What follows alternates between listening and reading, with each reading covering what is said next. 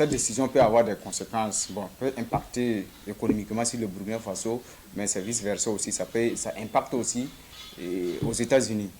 Si vous voyez côté commerce, donc nous avons des Burkinabés qui voyagent, qui partent aux États-Unis pour leur commerce. Et aux États-Unis aussi, il y a des citoyens qui viennent au Burkina Faso pour le commerce et pour le tourisme. Donc, ce qui veut dire que l'impact est de deux niveaux.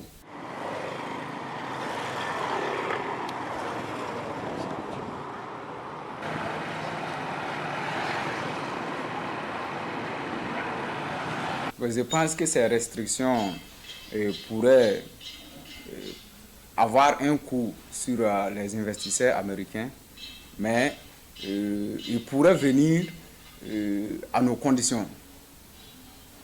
Donc, si réellement ils souhaitent investir au Burkina Faso, je pense que nous pouvons les accueillir à nos conditions.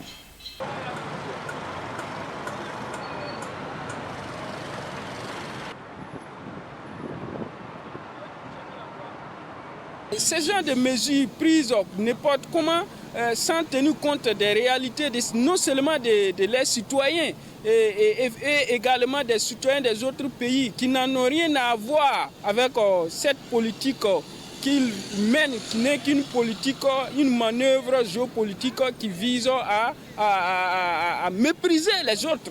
Et donc nous pensons que cette mesure de réciprocité permettra également aux ressortissants américains de pouvoir réfléchir sur les différents agissements de leurs dirigeants.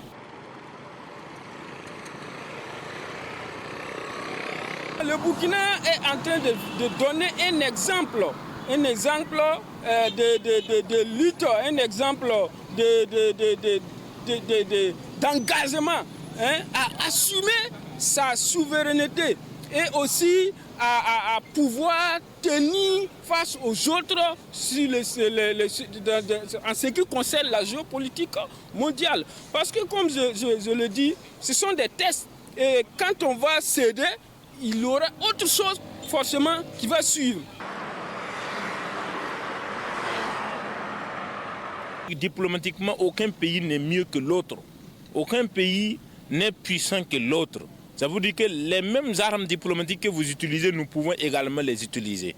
Donc les réciprocités aujourd'hui que nous observons, ce sont des réciprocités qui sont normales. C'est des réciprocités qui doivent normalement exister. Si par exemple le Burkina ou le Mali ou soit le Niger ne l'avaient même pas appliqué, nous allons demander justement à ce que, est-ce que politiquement nous sommes souverains?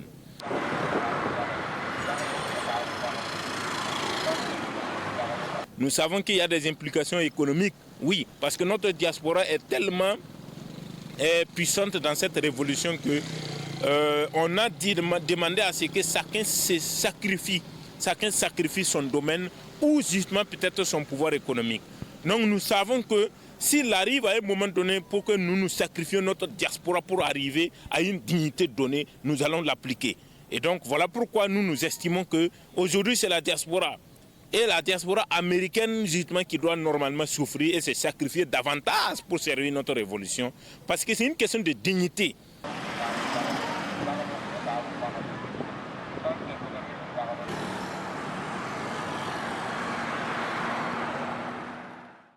Jelajahi cara baru mendapatkan informasi. Download Metro TV Extend sekarang.